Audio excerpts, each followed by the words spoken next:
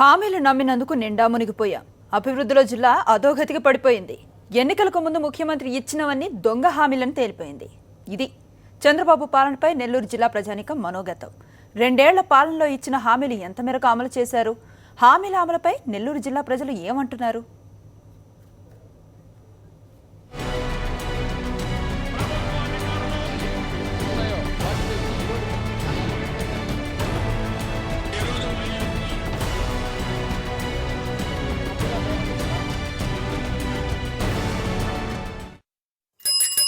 సీమాంధ్రను ఒక స్వర్ణాంధ్రప్రదేశ్గా చేస్తాను, మరో సింగపూర్ నిర్మాణం చేస్తాను, ఒక కూలీలాగా కష్టపడతా, ఇది నా హామీ. గోదావరి తీరం అభివృద్ధికి ఆహారం మరియు ఆహార సంబంధ ఉత్పత్తులు, మత్స్య పరిశ్రమ, పోర్ట్లు, సహజ వాయు విద్యుత్ కేంద్రాలు నిర్మించడం.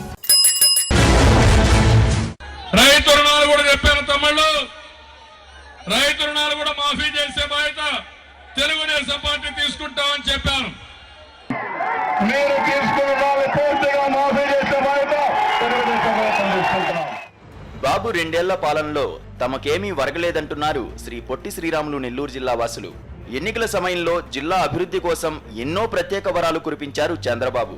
వ్యవసాయ ప్రధానంగా ఉన్న శ్రీ పొట్టి శ్రీరాములు నెల్లూరు జిల్లాలో సాగునీటి రంగాన్ని అభివృద్ధి చేసి రైతన్నుల కష్టాలను తీరుస్తానని హామీ ఇచ్చారు. కానీ ఆ హామీ మాటలకే పరిమితమైంది. ప్రాజెక్టుల అభివృద్ధికి కావలసిన నిధులు విడుదల చేయకపోవడంతో వర్షాకాలంలో వందలాది టీఎంసీల నీరు వృధా అవుతోంది.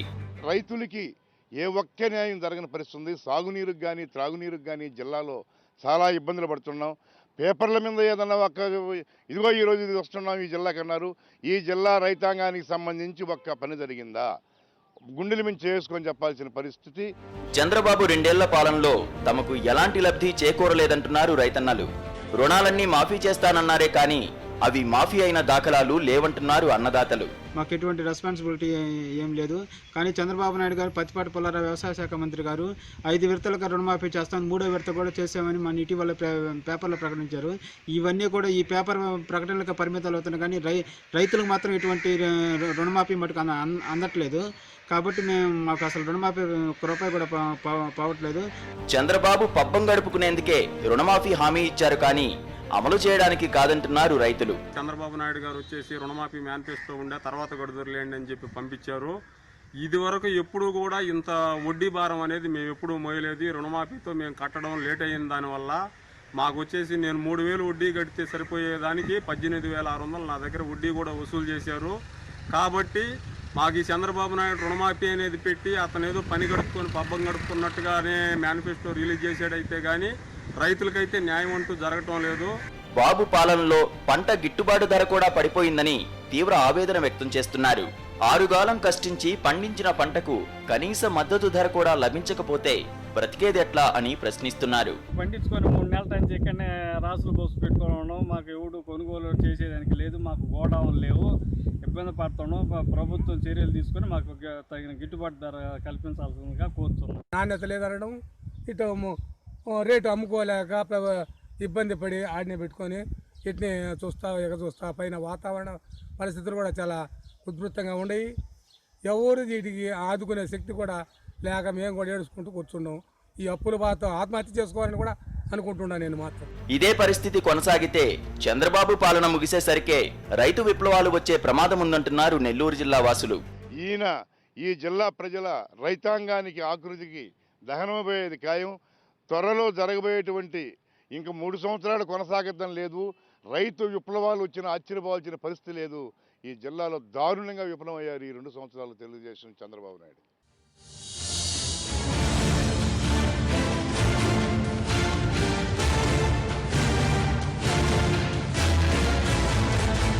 కుటుంబ పెద్దగా చదువుకున్న ప్రతి ఒక్క తమ్ముడికి ఉపాధి కల్పించే బాధ్యత నేను తీసుకుంటాను. అది వచ్చే వరకు 1000 నుంచి 2,000 రూపాయలు నిరుద్యోగ భృతి ఇవ్వాలని కూడా నిర్ణయం చేశాం. ప్రతి ఒక్క కుటుంబంలో ఒకరికి ఉద్యోగం ఇప్పించి మీ రుణం తెచ్చుకుంటాను. మీకు ఉద్యోగం వచ్చే వరకు చదువుకున్న పిల్లలకి 1000 రూపాయల నుంచి 2,000 రూపాయలు నిరుద్యోగ భృతి ఇచ్చి మిమ్మల్ని ముందుకు తీసుకుపోతాను. తమలో జాబు రావాలంటే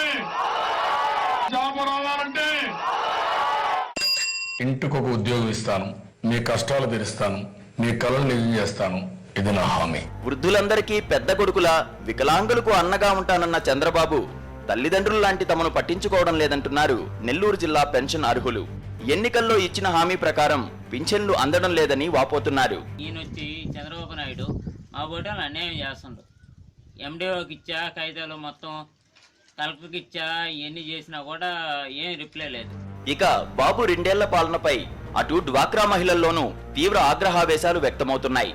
డ్వాక్రా రుణాలన్నీ మాఫీ చేస్తానని నమ్మించి వంచారని మండిపడుతున్నారు. డ్వాక్రా రుణమాఫీ చేయటం లేదు, నెక్స్ట్ మాకు ఎక్కడ లోన్లు ఇవ్వటం లేదు, మేము కట్టే పరిస్థితిలో లేము.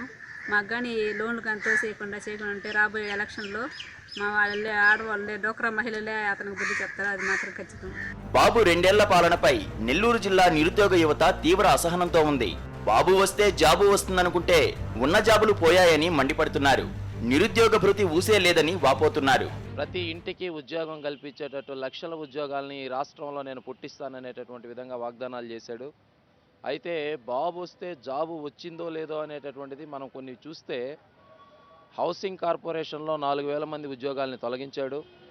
కాంట్రాక్ట్ అవుట్సోర్సింగ్గా ఉండేటటువంటి ఉద్యోగుల్ని వివిధ ప్రభుత్వ రంగంలో ఉండేటటువంటి శాఖల్లోనే అనేక మందిని తగ్గించాడు. అటు కార్మికుల్లోనూ తీవ్ర నిత్తేజం వెల్లువెత్తుతోంది. అధికారంలోకి వస్తే కార్మికులకు అండగా ఉంటానన్న చంద్రబాబు ఆ వ్యవస్థనే నిర్వీర్యం చేసేలా వ్యవహరిస్తున్నారని ఆరోపిస్తున్నారు.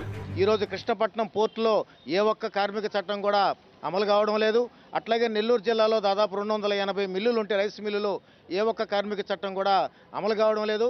ఈరోజు కార్మిక శాఖ యజమానులకి తొత్తుగా రాష్ట్రంలో కానీ ఈ జిల్లాలో కానీ మారిపోయింది. జన్మభూమి కమిటీలకు సంక్షేమ పథకాల అమలు బాధ్యత అప్పగించడంతో నిజమైన అర్హులకు పథకాల ఫలాలు అందడం లేదని వాపోతున్నారు.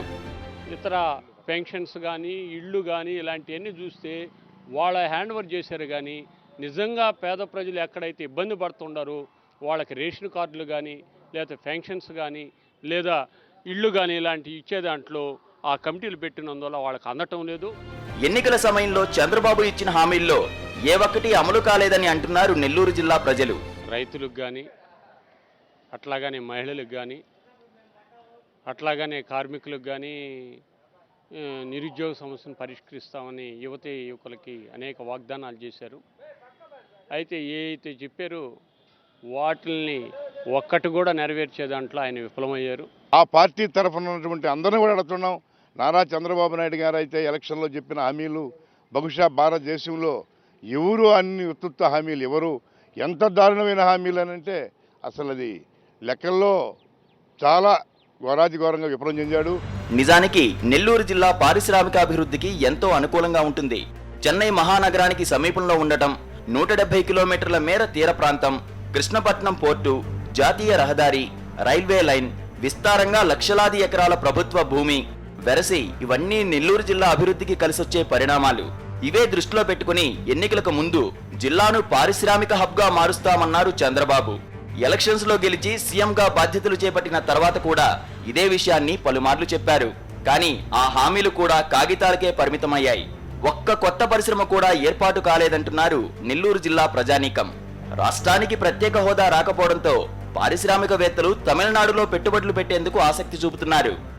ఈ ఎక్కువగా తీర ప్రాంతం కలిగిన ఈ నెల్లూరు జిల్లాలో ముఖ్యంగా కృష్ణపట్నం పోర్టు అప్పుడు రాజశేఖర రెడ్డి గారు ఉన్నప్పుడు ఏ విధంగా అయితే ఉందో అంతకంటే ఆ చుట్టుపక్కల ఒక్క పరిశ్రమ రాలేదు. రాజశేఖర రెడ్డి గారు ఉన్నప్పుడు ఏ సెజ్లు అయితే ఉన్నాయో వాటిల్లో ఇప్పటికి ఒక్క నిర్మాణం జరగలేదు. ఆయన చనిపోయిన తర్వాత ఈ రాష్ట్రంలోనే కాదు ఈ నెల్లూరు జిల్లా ఇంకా వెనుకబడిపోయింది. వరదల సమయంలో నెల్లూరు నగరాన్ని స్మార్ట్ సిటీగా మారుస్తామని సీఎం చంద్రబాబు హామీ ఇచ్చారు. 3 నెలల్లోనే ఆక్రమణలన్నింటినీ తొలగించి సిటీను వరద ముంపు నుంచి తప్పిస్తామన్నారు. హామీ ఇచ్చి ఏడాదవుతున్న ఆక్రమణల తొలగింపుపై ఎలాంటి ముందడుగు పడలేదు. నెల్లూరు నగరానికి సంబంధించి మొత్తం స్మార్ట్ సిటీగా తయారు చేస్తానని చెప్పారు. ఓ పక్క వెంకయ్యనాయుడు గారు కూడా చెప్పారు. కానీ ఈరోజు ఆ పరిస్థితిలో లేదు. వాకాడు ప్రాంతంలో దుగ్గరాజపట్నం పోర్టును సాధిస్తామని పదే పదే సీఎం చెప్పారు. కృష్ణపట్నం పోర్టు ప్రాంతంలో industrial smart city, Naidupeta, Chennai, Tirupati పారిశ్రామిక కారిడార్ లాంటి పెద్ద పెద్ద పరిశ్రమలు కేవలం కాగితాలకే పరిమితమయ్యాయి. నెల్లూరుకు విమానాశ్రయం కలగానే మిగిలిపోతోంది. త్వరలోనే టెండర్లు పిలుస్తామని చెబుతున్నారే తప్ప ఎయిర్పోర్టు నిర్మాణ ప్రక్రియ ముందుకు సాగడం లేదు. ఉపాధి హామీ పథకం వట్టి హామీయే కావడంతో చాలా ప్రాంతాల్లో పొట్టకూటి కోసం కూలీలు వలసపాటు పడుతున్నారు. రాపూరు, ఉదయగిరి, ఆత్మకూరు, వెంకటగిరి, కావలి, సుళ్లూరుపేట, గూడూరు సహా పలు ప్రాంతాల్లో ఈ పరిస్థితి తీవ్రంగా ఉంది. బాబు 2 ఏళ్ల పాలనలో తమ జిల్లా అన్ని రంగాల్లో వెనుకబడిపోయిందని నెల్లూరు జిల్లా ప్రజానీకం అంటోంది. రానున్న 3 ఏళ్లలోనూ ఇదే పాలన కొనసాగితే వచ్చే ఎన్నికల్లో చంద్రబాబుకు ఓటుపోటు తప్పదని హెచ్చరిస్తున్నారు. కరెస్పాండెంట్ అమర్, సాక్షి న్యూస్, నెల్లూరు జిల్లా.